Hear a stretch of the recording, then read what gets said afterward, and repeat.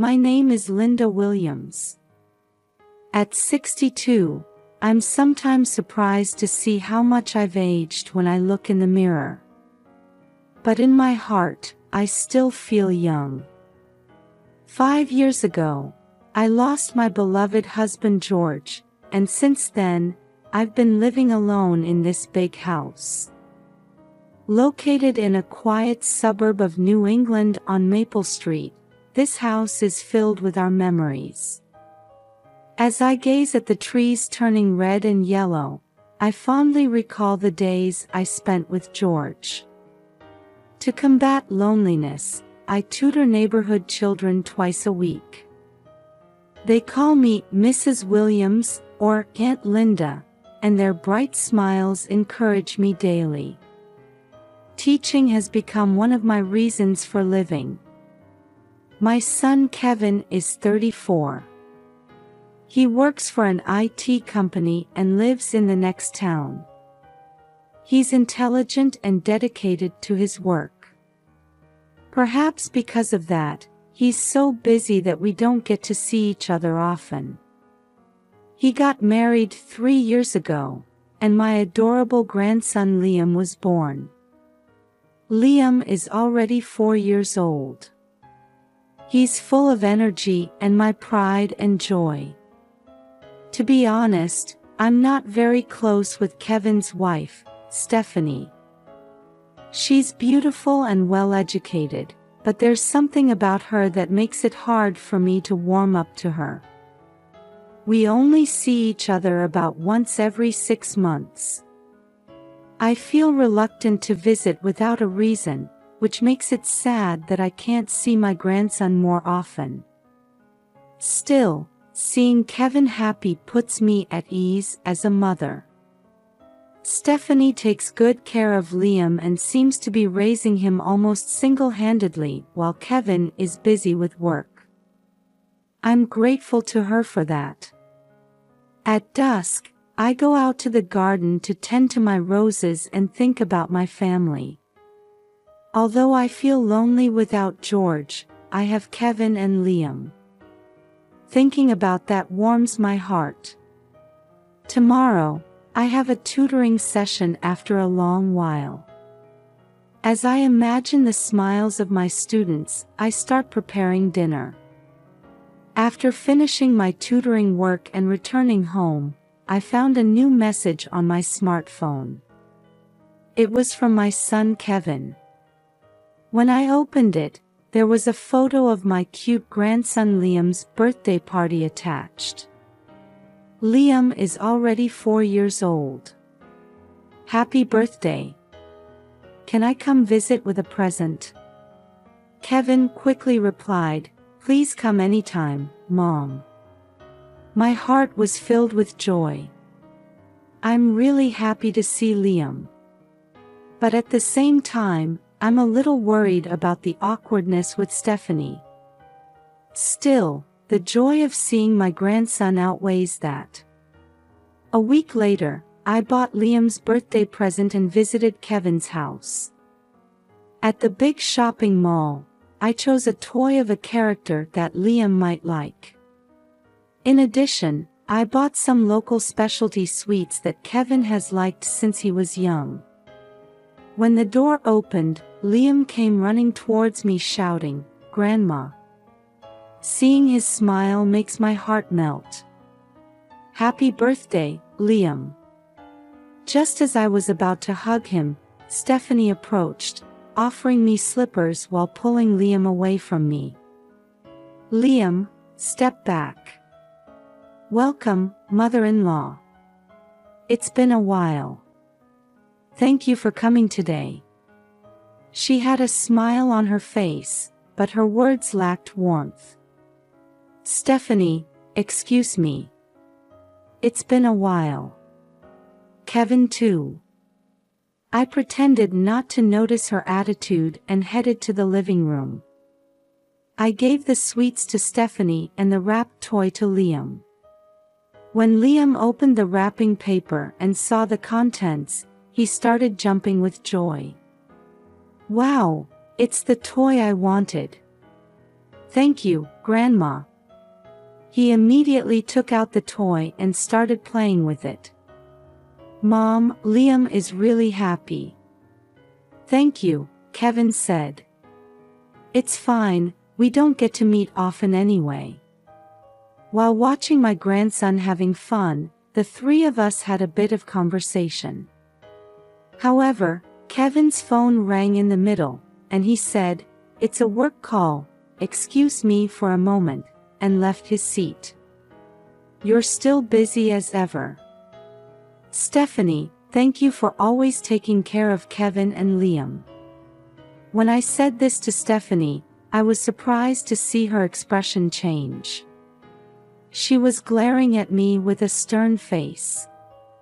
Mother-in-law, could you please refrain from giving Liam character toys? Stephanie stared at me with a cold, expressionless voice. At this moment, I strongly felt the discomfort of being in my son's house. But I thought I had to overcome this situation for my grandson, and for my son. A few days later, I took advantage of a holiday to go shopping at the local shopping mall, Oakwood Plaza. I was planning to look for new gardening supplies during the end of summer sale. As I was walking near the large fountain in the center of the mall, I suddenly heard a familiar voice. Grandma. When I turned around, there stood Liam. His ponytail was bouncing. And next to him was Stephanie. Oh, Liam. Stephanie. What a surprise to meet you here. Liam tried to run towards me, but Stephanie tightly grabbed his hand. Liam, don't run. Stephanie's voice had a hint of sternness. Is Kevin working today too? I asked, and Stephanie's expression tensed a bit. Yes, he's on a business trip. Her way of answering seemed somewhat awkward. Where were you heading? We were going to the department store in front of the station. Stephanie's voice seemed to tremble a little. Since I was going in the same direction, I suggested, I'm going the same way. Shall we go together? Are you shopping for something for Liam? Suddenly, Stephanie's expression changed. Mother-in-law, please stop. I don't want you to come along. I was just. That's excessive interference. Don't decide on your own. Overwhelmed by Stephanie's intensity, I was at a loss for words. At that moment, Liam said with a smile. Grandma, we're going to Olivia's house. Liam nodded. Oh, so you're going to a friend's house? Yes, that's right. Stephanie reluctantly admitted, but her attitude seemed increasingly strange. I see. You could have just said so from the beginning. I thought, but perhaps it would be intrusive for a mother-in-law to accompany them when visiting a friend. Well then, take care. Yes, I understand. Come on, Liam, let's go. Stephanie hurriedly pulled Liam's hand and left. As I watched them walk away, I felt a nagging sensation in my chest. I had a feeling that there was something hidden in Stephanie's attitude. On the way home, I kept thinking about that incident. Stephanie's reaction wasn't normal. And the name Olivia bothers me. Is it Liam's friend? Or? I shook my head, trying to shake off unnecessary imagination. Surely, I must be overthinking. A few months later, I suddenly received a phone call from Kevin. Mom, we're moving at the end of next month. It's for work. Oh, Is that so? Are you going farther away than now? It's a bit farther, but still a distance where you can come visit anytime if you want. Thinking that we already don't have many opportunities to meet, and now they'll be even further away, I felt a bit lonely. I see, at least let me help with the move. Wanting to be useful one last time, I asked about my son's moving schedule. Thanks, Mom. But it's okay. We're leaving everything to the moving company. I felt a little sad at Kevin's words, but I understand his consideration. I see. But if there's anything I can help with, let me know. I can help organize Liam's things, for example. Got it. Thanks. After hanging up, I stared out the window, thinking about the upcoming changes. Liam, my precious granddaughter. It's hard to think about the distance between us growing. But if it's for Kevin's work, I suppose it can't be helped. A few days later, Kevin sent me the details of the move. It includes the date, new address, and plans for moving day. I read it over and over, trying to commit it to memory. As the moving day approached, I kept thinking about what I could do to help. In the end, I was asked to help with cleaning the day before the move. Mom, it would be helpful if you could come in the morning tomorrow. When Kevin said this, I happily agreed. Of course. I'd be glad to come. Can I help with Liam's room too? Oh, that would be great. Liam's things aren't packed at all yet. The next day, I woke up early, prepared, and headed to Kevin's house. When I arrived, there was already a large moving truck parked in front of the house. When I opened the front door, the inside was already full of cardboard boxes. In the living room, Kevin and Stephanie were busy sorting belongings. Good morning, Kevin. Stephanie. Mom, thanks for coming. Kevin greeted me with a smile. Stephanie, on the other hand, just gave a slight nod and immediately returned to packing. Where's Liam? He's playing upstairs. Mom, could you help clean up Liam's room? Of course. I'll go right away. I went upstairs and headed to Liam's room. When I opened the door, I saw Liam playing with dolls. Grandma. Liam ran up to me happily. Good morning, Liam. Let's work hard on preparing for the move, okay? Yeah. I started organizing Liam's belongings with her. As I packed toys and clothes into cardboard boxes, I tried to cherish this time with my granddaughter. Liam, are you excited about the new house? Yes, but will I not be able to see you anymore, Grandma? Seeing Liam's worried face, my heart tightened. Of course not. Grandma will definitely come to visit. Besides, we can talk on the phone, right? Really? Do you promise? Of course. I promise. Liam's face brightened. We continued packing, but in my heart, I felt a little anxious about how this change would affect our family. On moving day, I headed to my son's house as promised. However, when I arrived, there was no moving truck or any sign of people in front of the house. Thinking it was strange, I rang the doorbell several times, but there was no response. That's odd. Feeling uneasy, I decided to use the spare key Kevin had given me to enter. When I opened the door, an astonishing sight greeted me. The house was completely empty, as if no one had ever lived there. Only nail marks remained on the walls, and dust was floating in the rooms.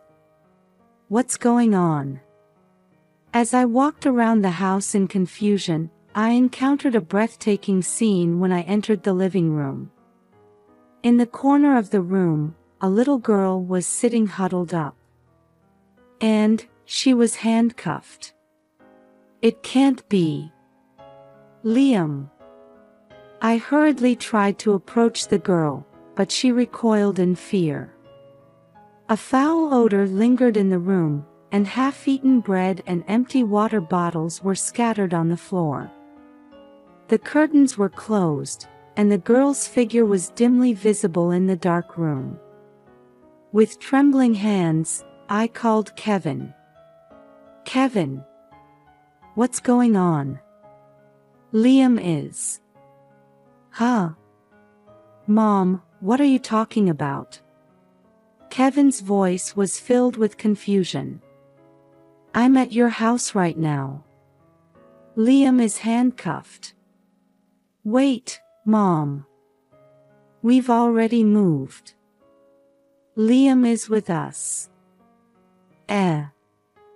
Kevin's words made my mind go blank. Mom, are you okay? What's wrong? But Liam is here.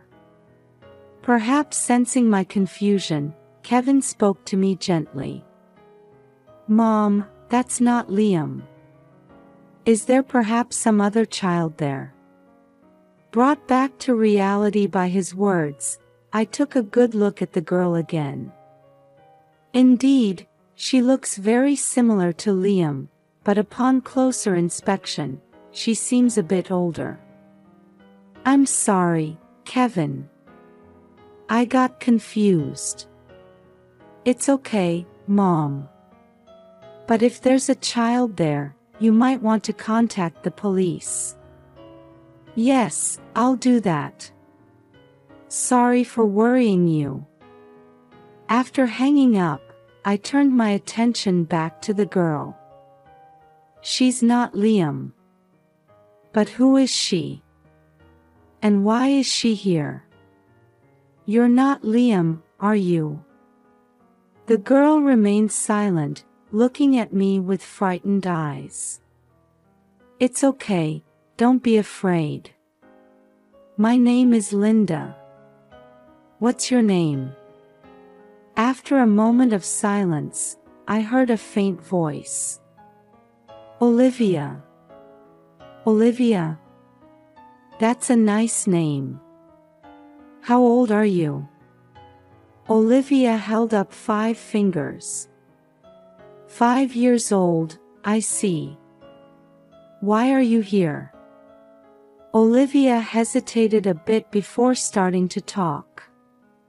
She told me that until a week ago, she had been living with her father, but suddenly her father disappeared, and her mother appeared and brought her here in the middle of the night. Mom said to stay here. So, as I listened to Olivia's story, anger began to well up inside me. I was cold, hungry, and scared all alone.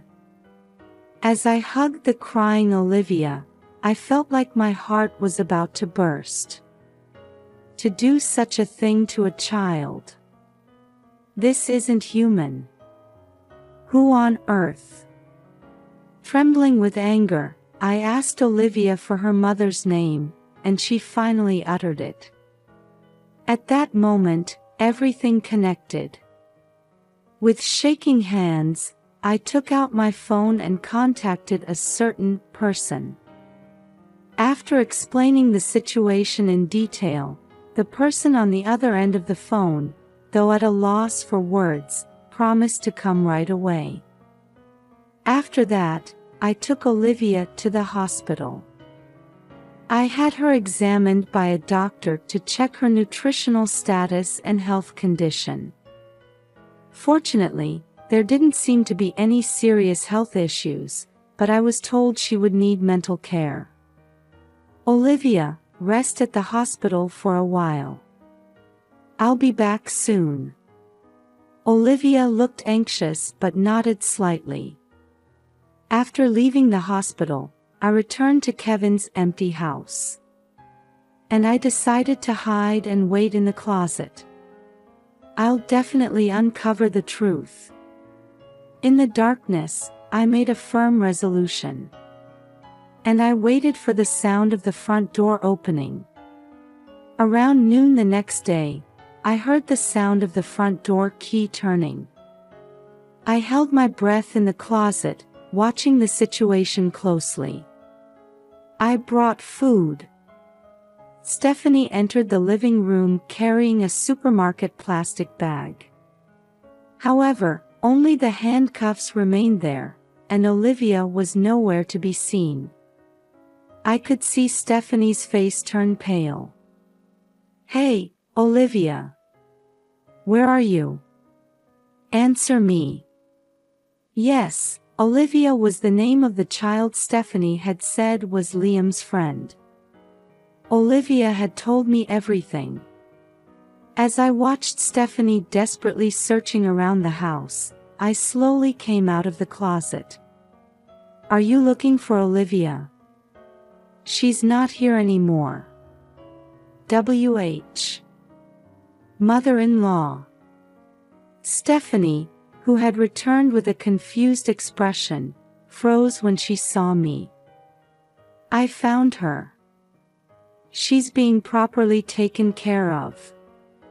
Stephanie, realizing she had been found out, clicked her tongue and seemed to be thinking about something. "Why did you do this?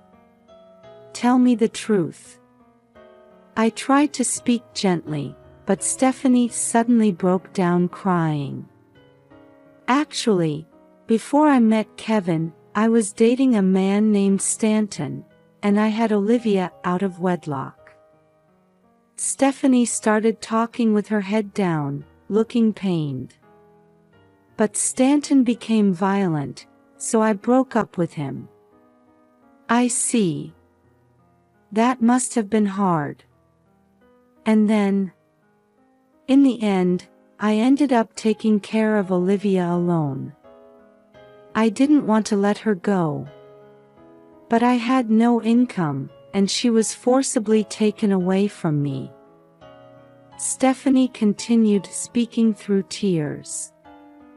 "Even after marrying Kevin, I sometimes went to Stanton's apartment. I was worried about Olivia. On the day Liam said he was playing with Olivia, they were actually heading to Stanton's house.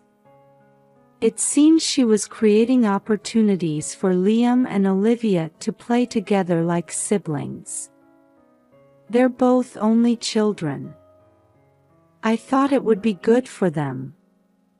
However, a week ago, Stanton contacted her and then disappeared.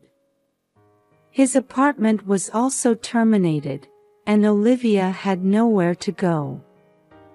Stephanie had no choice but to bring Olivia to this house, where the contract was still valid until the end of the month.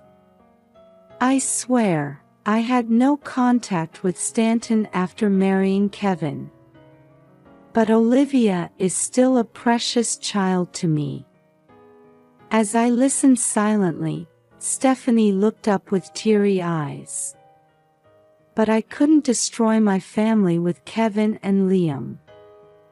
As a mother, you understand, right?" Stephanie collapsed to the floor, crying like a mother thinking of her child. "Hey, you said Olivia is a precious child, right?" "Yes, of course." I looked down at Stephanie with cold eyes and said, "Then why did you handcuff her and put her in diapers? Why did you call feeding her baiting?" Stephanie's expression, which had been crying like a tragic heroine, suddenly hardened. "I thought you were a devoted mother, but is it okay to treat a child like this?" "Even so." She avoided my gaze, sweat dripping from her forehead. "What's this?" I took out my cell phone and showed Stephanie a video. It showed Liam and Olivia playing in front of an apartment with Stanton's surname on the nameplate. Moreover, Stephanie's voice could be heard from inside the apartment. "You took Liam to Stanton's house to have a relationship with him, and abandoned Olivia. Isn't that right?" "This is." The night before, I had tracked down the apartment where Olivia had been living and asked the neighbors for information. One concerned resident had recorded the situation. "Can you still say you cherish your child? You were having a relationship with Stanton, weren't you?" Stephanie turned bright red and started trembling. "Mother-in-law. We were a happy family, weren't we? Don't ruin that. Please don't tell my husband." I pushed away Stephanie as she desperately clung to me. "Why should I keep quiet?" "Because he is." Just as Stephanie was about to say something, the balcony door opened, and Kevin was standing there. "Because I'm a lawyer." Kevin. Stephanie finally collapsed to her knees. "Yes, my son Kevin is a lawyer." She gaped in shock for a moment, but suddenly revealed her true nature and glared at me. "Why is Kevin here? Did you snitch on me?" As Stephanie, red-faced, tried to lunge at me, Kevin stopped her. "I heard everything. You've been betraying me all this time, haven't you?" "That's not true. Listen." Now she clings to Kevin. "Stanton is just a good-for-nothing who doesn't even work. I was tricked." In a panic, Stephanie blurted out something unbelievable. "That man is just good in bed. You're a high-earning lawyer. You're the suitable husband." Kevin looked at Stephanie with an unbearable expression. "I couldn't forgive the affair alone, but handcuffing a child. You're inhuman. I can't forgive this." "Don't say that." Stephanie screamed like a child and started to thrash about, while Kevin looked at her with a disgusted expression. "Stephanie, we're getting a divorce. I'll take custody. And I've already called the police, so stay put. Everything I've built is falling apart. It's all your fault. If only you hadn't found that child."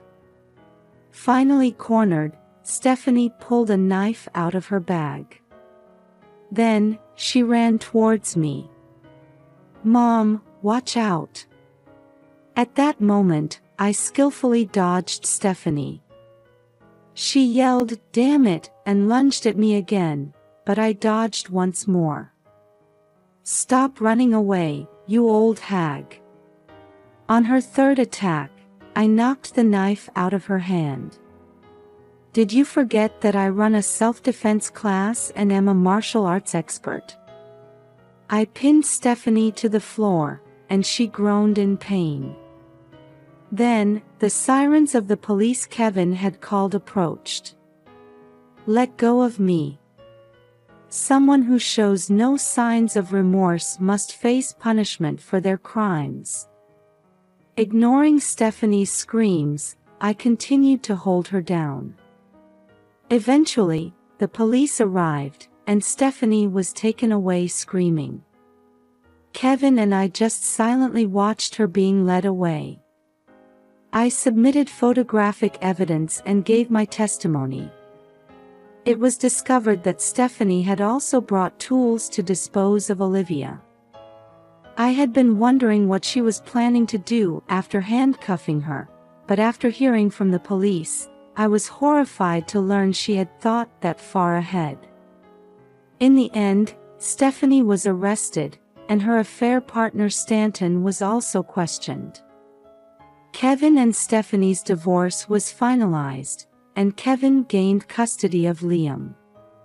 Kevin said he would claim damages from both Stephanie and Stanton, and make sure Stephanie pays child support. Stephanie, having lost everything, will likely face a harsh life even after being released. Olivia was taken in by Stanton's parents. When they came to pick her up, they seemed like decent people unlike Stanton, so I'm relieved for now. At Kevin's request, I moved in with him to help raise Liam. At first, Liam was confused by the change in environment, but gradually warmed up to me, and now I'm even teaching him martial arts. Grandma, I want to get stronger.